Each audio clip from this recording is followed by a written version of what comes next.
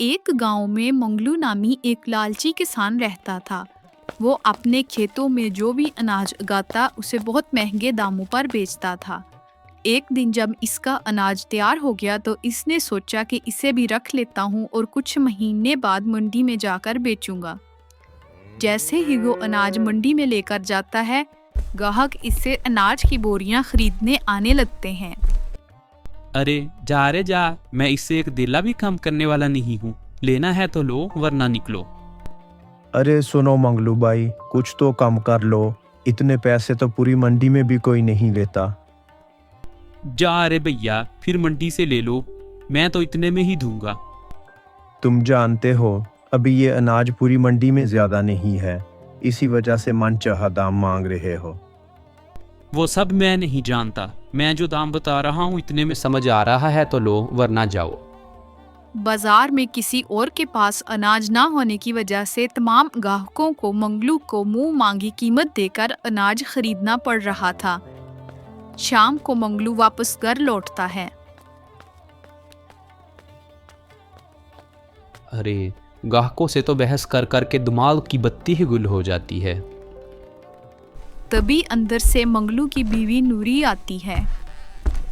आगे जी, लोगों को चूना लगाकर आज तो खूब कमाई की होगी। क्यों जी, आप जानबूझकर अनाज छुपा कर रखते हो। जब बाजार में वो अनाज खत्म हो जाता है तभी लेकर जाते हो और ज्यादा दामों में बेच कर आते हो। आपको जरा बराबर भी बुरा नहीं लगता? नहीं, मैं इस कमाई से बहुत खुश हूँ। आपको देखकर हमारे बच्चे क्या सीखेंगे? अरे अब तुम तो चुप करो, दिन भर ग्राहकों की पक पक सुन के थक गया हूँ। जो तुम अब चालू हो गई हो, जाओ मेरे लिए कुछ खाने को लेकर आओ। ठीक है, मैं जा रही हूँ, मगर फिर भी मैं कहूँगी ऐसे लोगों को ठगना बंद कर दें। अपने शोहर का साथ देने की बजाय मुझे ही ज्ञान देती है, इसका कुछ नहीं हो सकता, मूर्ख कहीं की। मंगलू के पड़ोस में ही एक बूढ़ी औरत रहती थी, जिसे सब बड़ी दादी कहकर पुकारते थे। वो अकेले ही सारा काम करती, खेत पर बीज लगाती, कई महीनों तक फसल की देखभाल करती थी। जब अनाज उग जाता था उसे बाजार बेचकर गुजारा करती थी। इसका एक ही बेटा था जो उसे छोड़कर शहर चला गया था।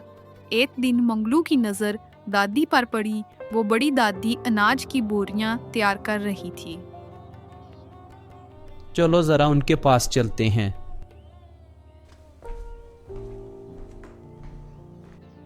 दादी जी, कैसी हो आप?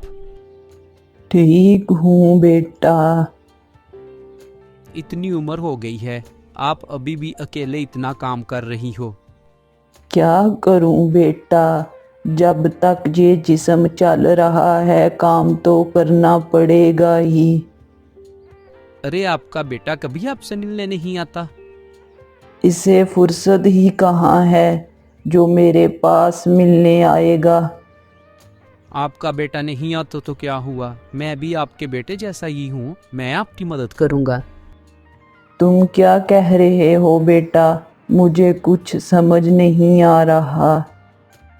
अरे दादी, आप अपना अनाज उगा कर मुझे दिया करो, मैं बाजार में जाकर आपका अनाज बेच कर आया करूँगा, इससे आपकी भी मदद हो जाएगी। अरे बेटा, तू मेरी वजह से क्यों परेशान होगा, रहने दो। अरे इसमें परेशानी वाली कौन सी बात है दादी, मैं बाजार में अपना अनाज भी तो लेकर जाता हूँ, आपका भी ले जाया करूँगा। अच्छा ठीक है, जैसे तुम कहो। मंगलू कुछ बड़बड़ाते हुए घर की तरफ आता है। अगले दिन मंगलू दादी के पास जाता है। हाँ बेटा, ये लो, ये अनाज ले जाओ।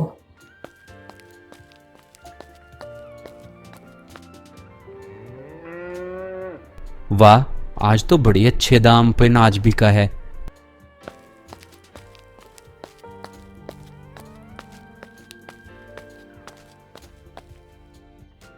क्या हुआ बेटा, तुम उदास क्यों लग रहे हो? दादी, उदासी की ही बात है। क्या हुआ है, क्या बात है बेटा? अरे दादी, मैं अनाज बेचने गया था। अनाज तो बिक गया, मगर अनाज के बदले में बहुत ही कम पैसे मिले हैं। लोगों का कहना है कि अनाज अच्छा नहीं है। अरे बेटा, आज तक तो पहले कभी ऐसे नहीं हुआ था। वही तो दादी, मैंने भी सभी को बहुत समझाया, मगर कोई भी समझने को तैयार ना था। ये लीजिए, इतने ही दाम मिले हैं। ये तो बहुत कम रुपए हैं। मैं भी उदास हूँ दादी। नहीं बेटा, तुम उदास मत हो। तुमने तो अपनी मेहनत से काम किया है। अच्छा दादी, मैं चलता हूँ। अरे नहीं नहीं, रहने दो दादी, इसकी क्या ज़रूरत है। रख ले बेटा, इसमें तुम्हारी भी मेहनत है। मंगलू पैसे लेकर खुशी खुशी घर की तरफ लौटता है। वाह, आज तो मज़ा ही आ गया। महंगे दामों पर अनाज बेचकर वो भी पैसे रख लिए, साथ में दादी ने भी दे दिए। वाह मंगलू, क्या बात है तेरे दिमाग की तो। अब मंगलू रोज यही करने लगा था। वो बड़ी दादी को धोखा देकर पैसे ले जाता। दादी मंगलू को अच्छा इंसान समझकर भरोसा करने लगती है। साथ ही इसे बाजार में राजू नामी किसान भी अपना अनाज बेचने आता था। वो हर रोज मंगलू को अनाज बेचते देखता था। अरे क्या बात है, आजकल ये बड़ा अनाज बेचने लगा है। इतना अनाज तो इसके खेत में आज तक कभी उगा भी नहीं है। अरे नहीं, तुम्हें नहीं पता, ये आजकल अपने साथ वाली बूढ़ी दादी का भी अनाज बेचता है। ऐसी बात है क्या? राजू एक ईमानदार और अच्छा इंसान था। ये मंगलू तो एक नंबर का दुष्ट इंसान है। ये जरूर उस दादी को पैसे कम देता होगा और खुद ज्यादा रखता होगा। मैं आज ही दादी से बात करूंगा। राजू शाम को उस बड़ी दादी के पास जाता है। बड़ी दादी, आपका अनाज मंगलू लेकर जाता है क्या? हाँ बेटा, वो मेरी मदद कर देता है, लेकिन आजकल अनाज के दाम बहुत कम मिल रहे हैं राजू बेटा। अरे नहीं बड़ी दादी, वो तो हर रोज अनाज सबसे ज्यादा महंगे दामों में बेच कर आता है। नहीं बेटा, वो ऐसे नहीं कर सकता मेरे साथ। मंगलू एक अच्छा इंसान लगता है। सच में? सारा दिन मैं भी बाजार में रहता हूँ और देखता हूँ वो अनाज महंगे दामों में ही बेचता है। ये कहकर चला जाता है। तभी मंगलू वहां आ जाता है।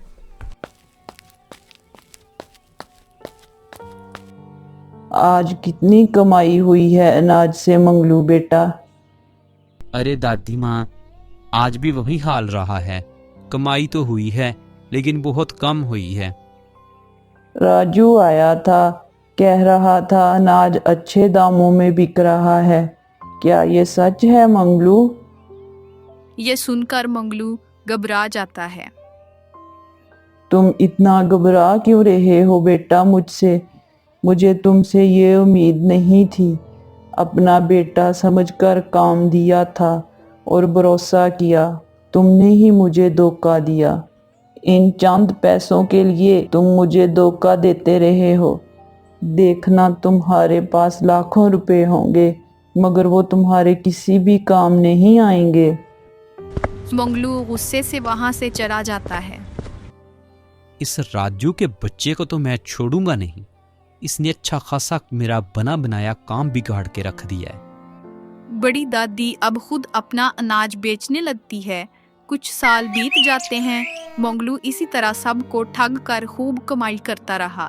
तभी अचानक से एक दिन मंगलू बीमार पड़ जाता है।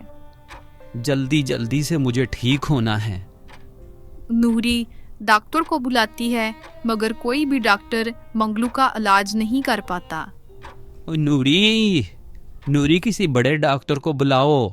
जितने पैसे मांगेगा मैं सब दूंगा, लेकिन किसी बड़े डॉक्टर को बुलाओ नूरी।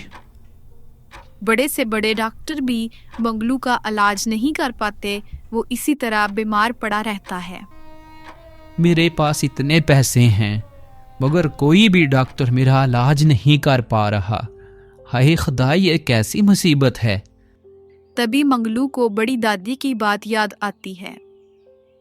दादी ने कहा था मेरे पास पैसे तो होंगे मगर मेरे किसी काम नहीं आएंगे। शायद ये इसी की सज़ा है। मैंने सबके साथ बहुत बुरा किया है। मैं आज ही माफ़ी मांगूंगा सबसे। मुझे अपनी गलतियों का एहसास हुआ है। दादी से भी आज ही माफ़ी मांग लूँगा। तभी मंगलू को अपनी तमाम गलतियों और नाइंसाफियों की याद आती है। वो शर्मिंदा होकर माफ़ी मांगता है।